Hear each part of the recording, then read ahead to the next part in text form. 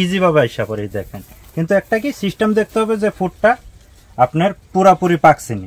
এই যে ফুডটা এটা নিষেধ পারা, ব্ল্যাক ফুডটা পারা যাবে। এটার আবার একটা দানা যদি আপনার ব্ল্যাক ছাড়া হয় তাহলে চলবে না, রিটার্ন চলে আসবে।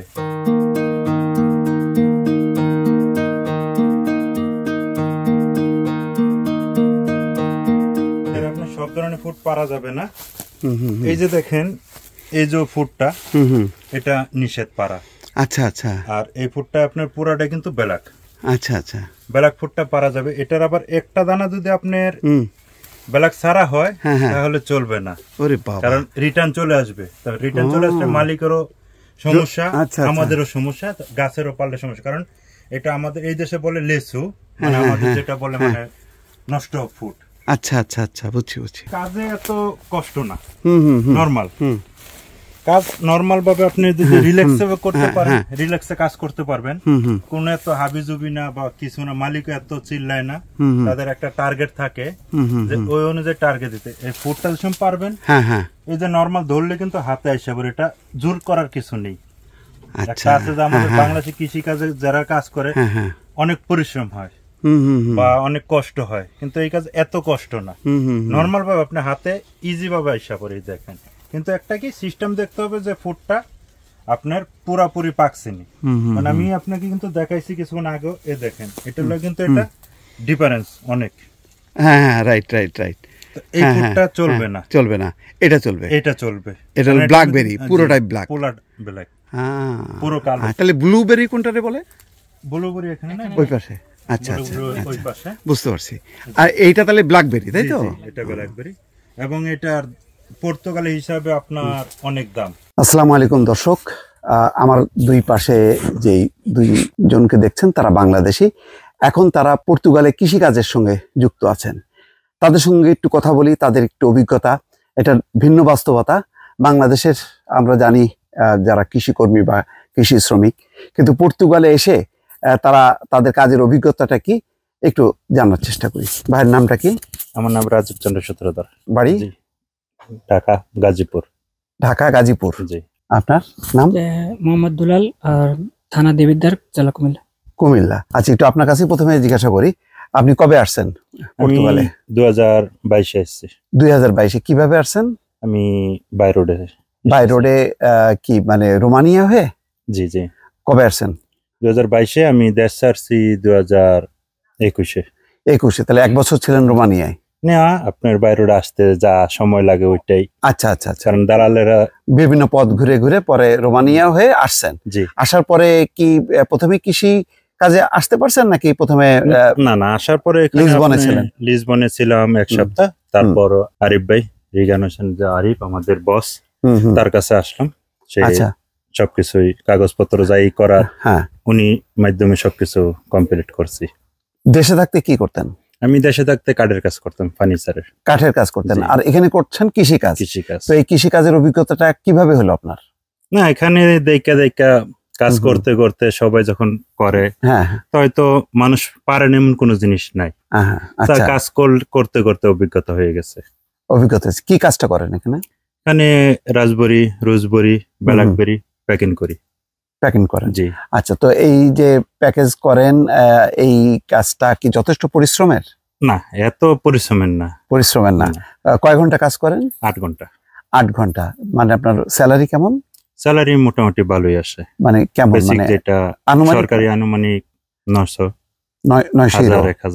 900 থেকে 1000 ভাতা টাতা সহ পান? 1000? জি জি, সবকিছু। তো এটাতে আপনার খরচ টরচ দিয়ে আপনি পাঠাতে পারেন দেশে? জি, দেশে মোটামুটি পাঠাইতে পারেন। কত পাঠাতে পারেন? চলে 50-60 এরকম। আচ্ছা, মানে 500 ইউরো মতো পাঠাতে পারেন? জি, তা অবশ্যই একজনের হাত খরচের অনুযায়ী নির্ভর। আচ্ছা, দেশে কি আছে আপনার? দেশে মা বাপ, ভাই বোন সবাই আছে। আচ্ছা, নিজের পরিবার? জি আছে। না, আমি এখনো বিয়ে করি নাই, তবে নিজের মা বাপ, ভাই বোন সবাই আমার ফ্যামিলি। আচ্ছা, বিয়ে করবেন না এবারে? যেখানে চিন্তা ভাবনা আছে দেশে। আচ্ছা, কাগজপত্র হয়েছে আপনার? জি, কাগজ হয়েছে। আলহামদুলিল্লাহ। কবে আসছেন, কবে পর্তুগালে? এখানে আসছি 2022 সালে মে মাসে। আমার 70 হয়েছে, লক্ষ হয়েছে। কিভাবে আসছেন আপনি? আমি ওমান ছিলাম ফার্স্ট টাইম, তো ওখান থেকে বাই রোডের মাধ্যমে আমি পর্তুগাল আসছি। ওমান থেকে কি বাই রোডে আসা যায় জি, পর্তুগালে? জি তুরস্ক। তুরস্ক, আচ্ছা, তাহলে বিভিন্ন পথ ফার্স্ট টাইম ইরানে আসছে, ইরান থেকে তুরস্ক, তারপরে গ্রিসে, Macedonia, Serbia, Bosnia, Croatia, Slovenia, Italy, France, Spain, Portugal. সারা বিশ্ব ঘুরে ফেলছেন? হ্যাঁ, গাড়ি আর পায়ে হেঁটে। গাড়ি আর পায়ে হেঁটে কত সময় লাগছে এই টোটাল আসতে? মিনিমাম আমার 1 বছরের মতো সময় লাগছে এই পথগুলো আসতে আসতে, পথে পথে বাধা, তারপরে কোন দেশে 1 মাস 2 মাস। আটক হয়েছেন কবে আসতে আসতে? আটক হয়েছি তো সব দেশে টুকটাক আটক হয়েছে। বেশি দিন ছিলাম না, আটক হয়ে 4 দিন 5 দিন এরকম, আবার ছেড়ে দিত, তারপর আবার চলে আসতাম। নাম, দেশগুলির নাম মুখস্থ? তো কত টাকা খরচ হয়েছে আপনার? মিনিমাম ওমান থেকে আসতে আমার বাংলা টাকায় 12 লাখ টাকা খরচ হয়েছে। 12 লাখ টাকা। তো এখানে কত বছর কাজ করছেন? এখানে প্রায় 2 বছর। 2 বছর। 2 বছর টাকা কি উঠছে এখনো? জি ইনশাআল্লাহ টাকা উঠে গেছে। আচ্ছা, হ্যাপি? জি হ্যাপি। তো কি কাজ করেন, কি কাজের অভিজ্ঞতা? ফ্রুটের কাজ করতেছি এখানে। মোটামুটি আমি ফ্রুটের কাজ ভালো অভিজ্ঞতা আছে, করতে করতে অভ্যাস হয়ে গেছে। আচ্ছা, আগে তো কাজ জানতেন না? দেশে কি কাজ করতেন? দেশে আমি টেইলারের কাজ করতাম আর কৃষি কাজ করতাম। দেশে? জি। আর ওমানে? ওমানেও টেইলারের কাজ করতাম। তো টেইলার্সের সাথে তো কৃষি কাজের কোনো মিল নেই। না, আমি দেশে থাকতে তো কিছু অভিজ্ঞতা ছিল, আর এখানে এসে আবার ট্রেনিং নিয়েছেন। জি জি। এটা তো স্পেশাল কাজ, তাই না? জি জি। আচ্ছা, তারপর এখন কেমন কাজটা? জি, আমার কাছে ভালো লাগে, কেন ফুড পারি তো একটা আনন্দ লাগে, অন্যরকম আনন্দ লাগে। মানে ফুড পারেন কি মাঝে মধ্যে একটু খাইতেও পারেন? হ্যাঁ, খাওয়া যায়। পয়সা দিতে হয় না? না, এটা তো পয়সা নেই, কারণ আমরা এখানে কাজ করি বিধে আমরা খাওয়ার পারমিশন আছে। আচ্ছা আচ্ছা, গুড। তাহলে আমাদেরকে একটু খাওয়ায় না? ইনশাআল্লাহ। আচ্ছা, তো এখন পরিকল্পনা কি ভবিষ্যতে?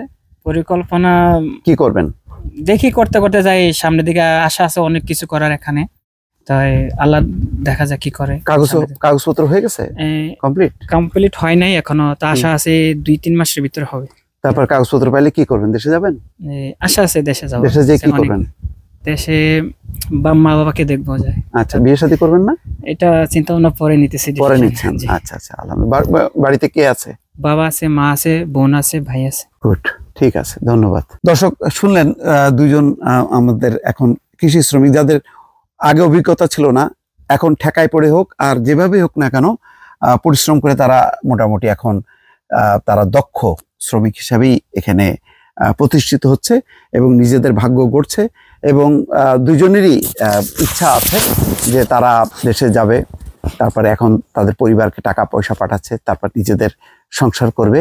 তো এইভাবেই আসলে আস্তে আস্তে আমাদের বাংলাদেশের অনেক মানুষ এইভাবেই ইউরোপের মাটিতে ঠাঁই পাচ্ছে, অনেকে প্রতিষ্ঠা পাচ্ছে, আবার অনেকে ভাগ্য থেকে বঞ্চিত হচ্ছে, বিড়ম্বিত জীবন তাদের, এবং অনেকে হয়তো দেশে ফিরে যাচ্ছে বা যেতে হবে, কারণ দিনকে দিন যেভাবে কঠিন পদক্ষেপ নিচ্ছে ইউরোপীয় ইউনিয়ন। তো যাই হোক, যেই মানুষগুলো ইতিমধ্যে এসছে তারা যে আস্তে আস্তে প্রতিষ্ঠিত হচ্ছে এবং দক্ষ শ্রমিক হিসেবে নিজেদের ভাগ্য গড়ছে, এটাই আমাদের বড় পাওয়া। দর্শক ভালো থাকবেন, আল্লাহ হাফেজ।